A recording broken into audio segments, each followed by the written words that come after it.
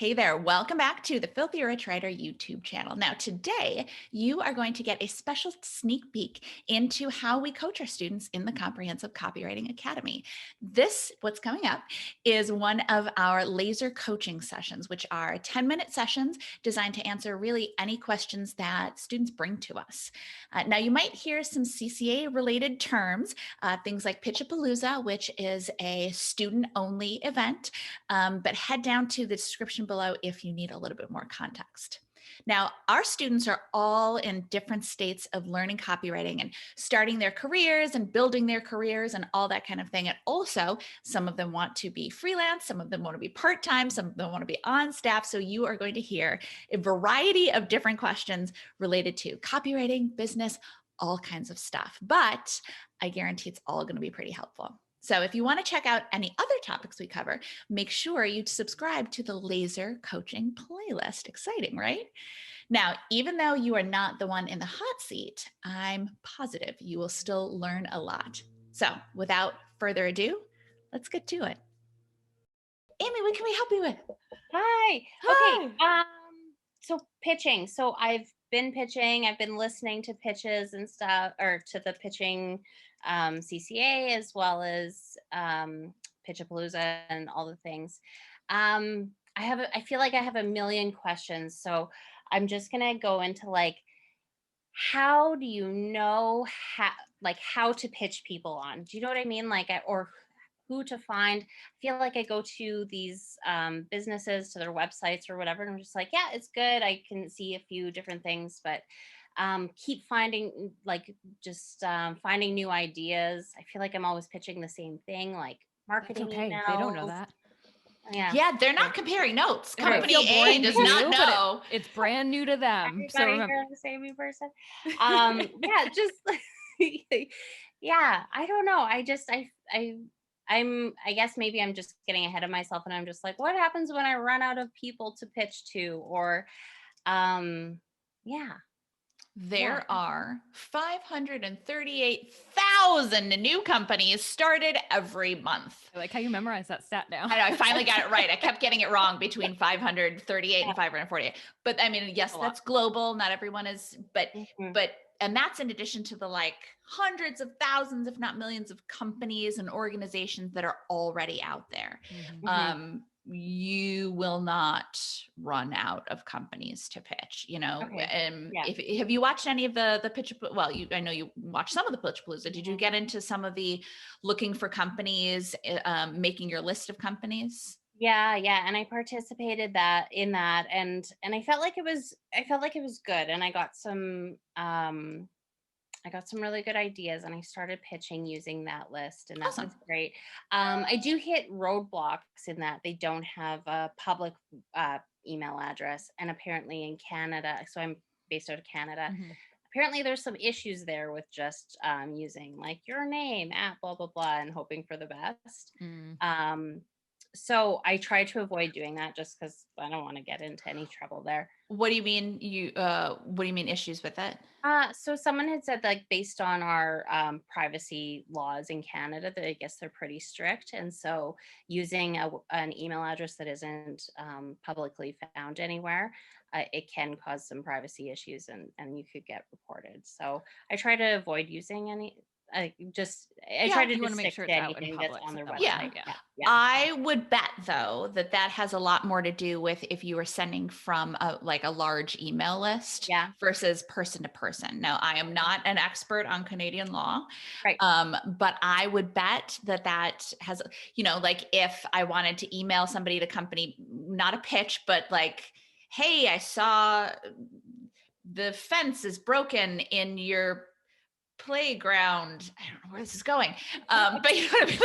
Like if I wanted to send something I could find an email address and it would be, but that's also part of why we're so careful to make our pitches not salesy in the least bit, right? So that nobody's going to be like, oh, who's this person who just wants me to give them money? It's so much more like, hey, love your company. Here's an idea for you. Yeah, and ignore me if you want, I guess. Yeah. I mean, I won't say that, but that is kind of a little bit of an implication. Yes, but you're so good. Why would they want to ignore you? Yeah, exactly. Okay. No, that sounds good. That was a little bit, somebody just posted it in the group and then I was like, oh gosh, I guess I should be super careful, but just a little bit of newbie There's fear maybe. so many things to worry Well, about, right? I'm so used to working for people. Like, I Mhm. know that even as a copywriter, you're still working for people, but working at companies where, here's what we do. Here are the Mhm. very stringent rules, and follow them and do the things. And that this Mhm. is definitely a new thing for me to venture out on my own, but I think it'll be a good one. Um, I did It's have like a this. question for both of you. Like, Yeah. if you could talk to your newbie selves, Ooh. and what's like the number one thing you would tell yourself as a new writer to do differently? So if you were watching yourself sending your first 25 pitches, so I've sent about 10 or so. I've gotten a couple of nibbles, but no real, like nothing firm yet. Mhm. So if you could look back and be like, oh gosh, don't do that, what would it be?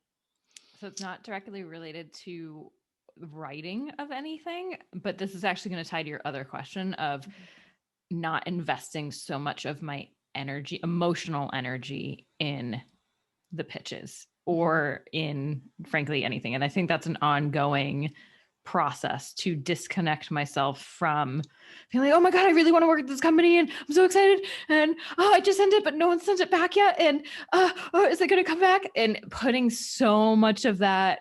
So it's good to be excited. And I'm not saying to not put energy into crafting a well thought out pitch, but once you send it, to then say, okay, I sent it. Yes. Like pat on the back as much as possible. Forget about it. Like be pitching so much that you're like, I don't even, they got back to me. Who's this? Like, when did I send this pitch? Like, Oh, what is this? And so Mhm. I'd much rather be in that position where I'm pleasantly surprised when something comes into my inbox. Oh yeah, I forgot I did that. Than to be monitoring, watching, constantly, obsessing over it. Always looking for ways to improve. Yes, but not blocking out all of that other stuff that I have zero control over. And so similarly with your question before of trying to, like, it's like when people are afraid of putting spec ads on their portfolio because they're like, what if someone sees this and sees Chester the cheetah in my portfolio? That's good. Yeah. Yeah. The worst that can happen, no one's going to find it. Oh, you mean if the company, if Yeah, the exactly. Cheetos, Yes, Oh, yeah. yeah. If Cheetos, someone at Cheetos, like, they're not going to find it. Number one, if they do, out of some slim universal whatever, yeah. You've marked it as spec. They're not going to care. they might like it. Yeah. Last option is they ask you to take it down. Like, I think everyone's mind goes to, especially taxes with this, there's so many things you're like, I'm going to go to jail. And the fact that you're worried about it, I strongly suspect that no one is going to go to jail if you're actively doing all of the things that you're, supposed to be doing and not, you're not doing with malintent, et cetera, et cetera. But yeah, in terms of pitching, just letting go a little bit and in the right areas. Yeah. Caring about the things I can and not the things that I can't do anything about. Yeah. okay. I think mine's kind of similar to Kate. And I mean, bear in mind that when I was literally first starting out, I sent out postcards. Like I had postcards printed up because email like was not really a thing as much. I think I've told you guys I have my mom printed up T-shirts. I really should show them, except that they have my phone number on them. But I would send stuff out and then wait for stuff to come back, send stuff out and then wait.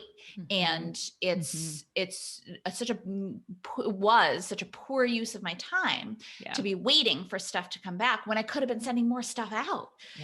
Our time is so precious and so valuable that instead of spending time waiting or worrying or it's like going out on a date and waiting by the phone for this one guy to call or this one person to call or whatever, when instead you could be like, well, let me see what else is out there, it's you put an hourly rate or whatever, but you calculate an hourly rate at some point. And so if you treat your time that's not billable as that hourly rate, I feel like you'll start to think, oh yeah, like if I'm charging 45, 50, whatever you're charging, oh shoot, that's time. Like this is $45 worth of my time. I need to be.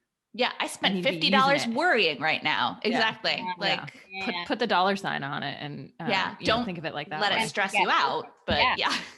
And I think the other thing it stems from too, we want to be, service providers, you are obviously seem excited to want to work with whoever you're pitching. And so I feel like there's this instinct. So what if they come back and what if I'm busy and I can't take them on? So it goes, they know that, so I would much rather, and I encourage folks to first come, first serve, you're not waiting for these things that you really want to take on and hoping, and then saying no to other things or not doing the other things you could be doing just on the off chance that something might happen. And as with most things, if they do come back, chances are you can then say, hey, yep, I'm available in 2 weeks time to get started on this. How about a kickoff on this date? Yeah. Majority of the time is going to be absolutely fine. Yeah. And most clients won't be like ready to immediately give you work at that moment anyway. Yeah. So there's always a little bit. They might be slow in their process. Yeah. Yeah.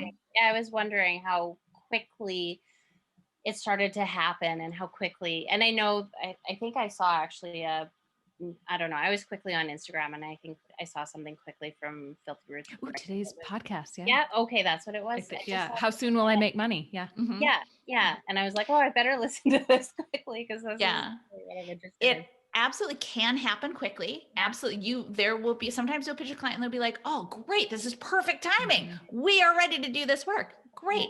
But one of the reasons that we keep pitching is because a lot of work ends up happening in the like couple weeks out, couple months out time frame.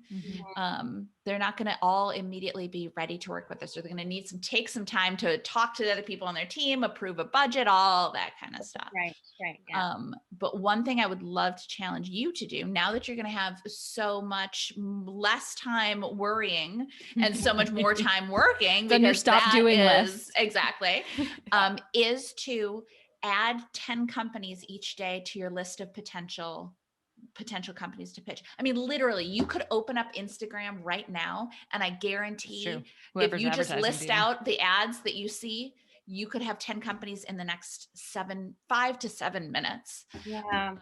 Yeah. I guess I look at those ads and I'm like, oh, they already have somebody. And I know you've touched on that in the past too. And you're like, yeah, but they might not have this, or they might not have. I guarantee I bet they have more than one writer. Okay. Yeah. Okay. Or maybe they don't. Maybe they did it themselves, or maybe someone did that before and now they're looking for a new round. You can't make any assumptions. Or that copywriter's leaving. They took another job. They're recycling old ads because they don't have someone to write new one. Yeah, there's so many possibilities. Yeah. So many. Okay. So don't hesitate, just do it. And who knows? Yeah.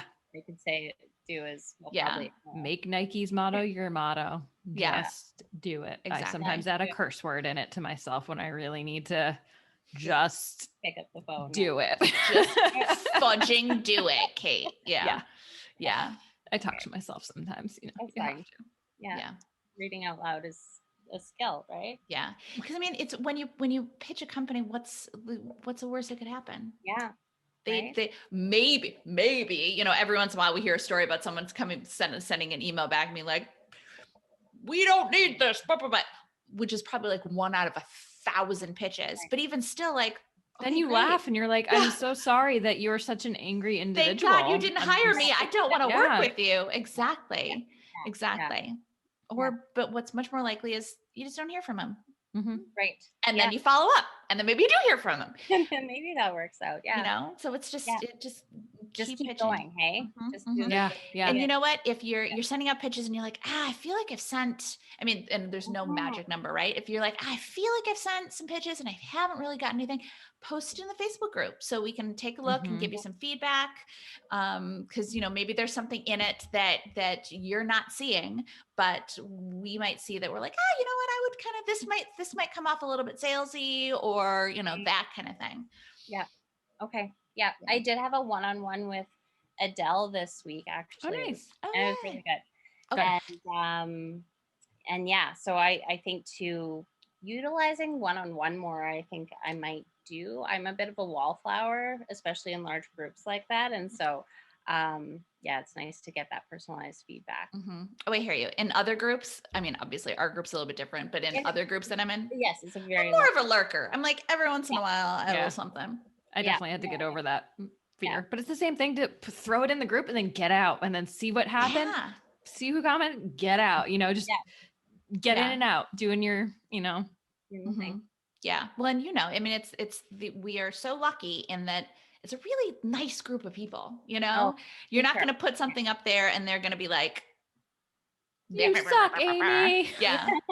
If No, I've any, got some great feedback in the group. I Good. certainly have. Yeah, I think just like Great. utilizing every tool that I have. Just, Yeah. yeah, because Which I've actually, been able to do this part time, just because I work full time. Mhm. But the goal is to transition to full time this year. So I want totally to make possible. goal. it as possible. And You it's- just said something that made me think of a book I'm currently reading that Oh. I can't fully recommend it, but I would recommend based on what I have read. It's called Stretch, but it talks all about using the resources you have, that we're so prone to wanting more resources. And it kind of hits it like, you know, when people are like, I need this software, or I need this, or I need this. And it's like, think about what you have in your immediate, you know, surroundings, or using different tools in different ways. Mhm. You know, someone that, you know, that's not a copywriter, could they give you a fresh perspective on something, some roadblock that you're having too, of just remembering that you have all of these resources that you can use. So Mhm. yeah, it's called Stretch, and I forget. Okay, Let me- I'll look it up. Mhm. I imagine you might get yoga books, but Which is, you know, probably useful too, but if I can find the author real quick, I will. Yes, here it is. It is Stretch, Unlock the Power of Less and Achieve More. And it is by, yes, because there is Stretch for Change, How to Improve Your Change Fitness, which I don't know what that means. Change fitness. It's Scott Sonnenschein. Oh, Yeah, Shine. Mhm. Scott. Anyway. Super. cool. I'm sure I will find it. Thank you. Yeah. That's great. Did this help a little bit? Get you a little Yeah. bit more? Absolutely. And I think that's just it, is that I just need to send out more and more. And so I'm trying for the 5 a week, but I really Awesome. want to ramp that up and do more. Even though I can only do part-time, I'd like to just, ramp it up, get them out Mhm. there. And if it helps, I've found for some people, and I know for me too, actually giving a range of goals. Like, yes, ultimately 5 a week if you want to do part-time, and then eventually the 5 a day. But if you can do like, okay, this week I'm going to try to do 5 to 7 pitches. Okay. Mm. And then next week I'm going to do 6 to 8 pitches. Yeah. Or, you know, I'm going to start off with 2 to 3 a day and then try to ramp up to 2 to 5. And then, you know, give yourself that range so that if you don't hit it, you can still feel like, okay, I still did the 3. I feel pretty good. You don't feel like, oh, I didn't hit the 5. You know, there's Right. at least that. Mhm. Okay. No, that's good. And I think too, it's just sometimes they're taking me a little bit longer. Sometimes I Mhm. can Oh, just totally. hang them out. Yeah. But yeah, sometimes they take a little bit longer if it's Start to notice Well, if there's and- a thread through that. If, you know, Wednesday afternoons just aren't for me, or if, you know, if you start to see patterns in what Mhm. days just it feels like a struggle, because, you know, I'll never do anything like pitching on a Friday, because that's Mhm. my day for like fun work, if you will. Yeah. Yeah, that's exactly what I was going to say. Like, if you find that in the mornings you're like, oh yeah, bringing on no problem, and then like for me, can't do it in the afternoon. Can't do it to save my life. What would take me 15 minutes in the morning would take me literally 2 hours in the afternoon. Mhm. Yeah. Sometimes I'll draft in the evening because my brain kind of shuts down Oh, around yeah. like 9 p.m. Yeah. and Mhm. let it sit, and There then you go. 6 a.m. when I'm drinking my coffee, Yes. I'll revise and I'll do it. I love that- that. Yeah, no, That's a good process. Really helped. And then two, then I have my like kind of a daily goal. Like I sit down while my kid's falling asleep and like draft a couple of emails, and then look at them in the morning when I'm by myself with a fresh cup of coffee. Yep. I love that. That is so smart. Yeah. That's good. So anyway, hopefully, I'm really hoping that by March 1st, I get my first client. So that's my Oh It's a yeah, good goal. totally. Yeah. Totally. Yeah. Yes. Good goal, but also totally doable. Yes. yeah. Cool. Awesome. Well, thank you. I Yay. think Thanks for watching. Make sure you don't miss any tips, tools, or tactics for copywriters by clicking subscribe right now. And of course, you can always find us over at filthyricwriter.com. We'll see you next time.